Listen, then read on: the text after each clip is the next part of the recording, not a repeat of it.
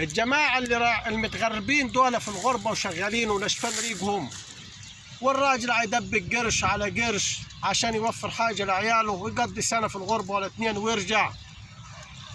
لما يرجع هو مش ملزم يجيب هدايا لكل القرايب والجيران واصحاب والزملاء، لحال غالي مثلا، وهو ما هيكفيش الناس. طيب انت عاد ما تقعدش تقول جاب وما جابش. هو اذا جاب هدية يشكر، والهدية برضه حلوة والناس هتحبب بعضيها بالهدايا، والهدايا تهادوا تحبوا. لكن انت ما تقعدش مستنيه وتعاتب عليه، هو هيكفي عمامه ولا اخواله ولا جيرانه ولا اياه. فنحمد الله انه جه بالسلامه، وربنا يغنيه ويغني الجميع، وانت ما تبقاش عليك باصه للهدايا من حد، عشان العشم لو اتكسر العشم والخاطر هتبقى زعله.